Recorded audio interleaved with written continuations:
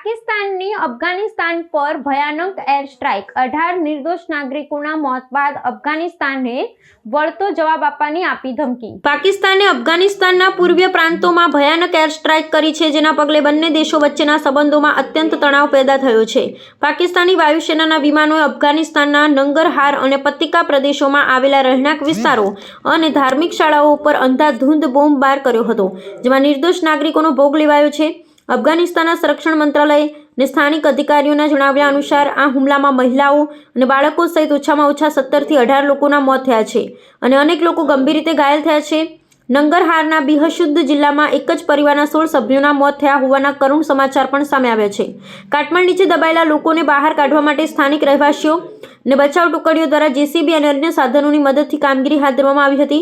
અફઘાનિસ્તાને આ હુમલાને તેની પ્રાદેશિક અખંડિતતા પરનું આક્રમક ગણાવી ને પાકિસ્તાનને યોગ્ય સમય વળતો જવાબ આપવાની ચેતવણી આપી છે। બીજી તરફ પાકિસ્તાન સરકારે દાવો કર્યો છે કે આ હુમલા તહેરીકે તાલિબાન પાકિસ્તાન અને તેના સહયોગી જૂથોના 7 આતંકી ઠેકાણાઓને નિશાન બનાવીને કરવામાં આવ્યા હતા। પાકિસ્તાનનો આરોપ છે કે તાજેતરમાં ઇસ્લામાબાદ અને અન્ય વિસ્તારોમાં થયેલા આત્મઘાતી હુમલાઓ અફઘાનિસ્તાનની ધરતી પરથી ઓપરેટ થતા આતંકીઓ દ્વારા કરવામાં આવ્યા છે।